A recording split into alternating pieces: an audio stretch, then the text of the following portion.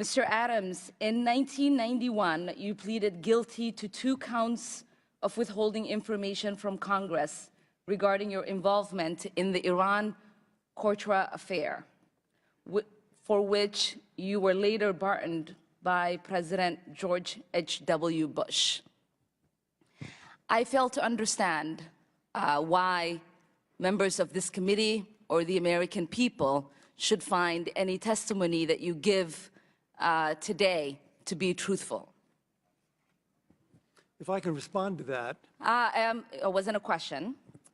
On February, that was not a question. That was I reserve the right to my time. It is not right. That was not a question. question. Committee can attack on February 8th, who is not permitted to reply.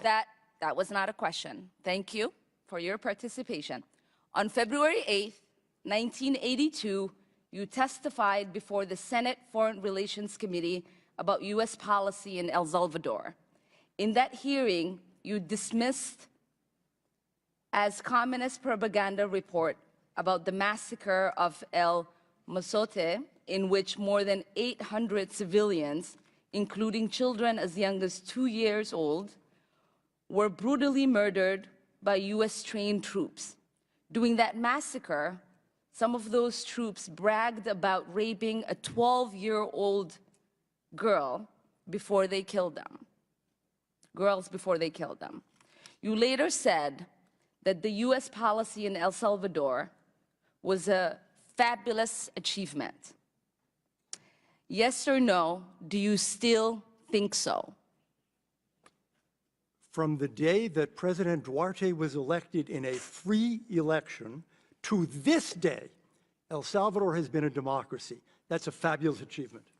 Yes or no, do you think that massacre was a fabulous achievement that happened under our watch? That is a ridiculous question, and I yes or no? No. I will take that as a yes. I am not going to respond to that kind of personal attack, which is not a question. Yes or no, would you support an armed faction within Venezuela that engages in war crimes, crimes against humanity or genocide, if you believe they were serving U.S. interest, as you did in Guatemala, El Salvador, and Nicaragua? I am not going to respond to that question. I'm sorry. I don't think this entire line of questioning is meant to be real questions, and so I will not reply.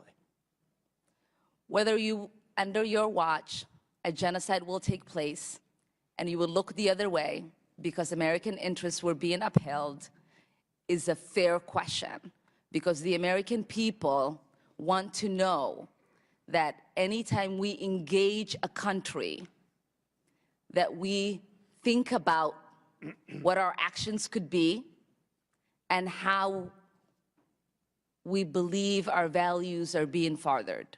That is my question. Will you make sure that human rights are not violated and that we uphold international and human rights? I suppose there is a question in there, and the answer is that the entire thrust of American policy in Venezuela is to support the Venezuelan people's effort to restore democracy to their country. That's our policy. I don't think anybody disputes that. The question I had for you is that does the interest of the United States include protecting human rights and include protecting people against genocide? That is always the position of the United States. Thank you. I yield back my time.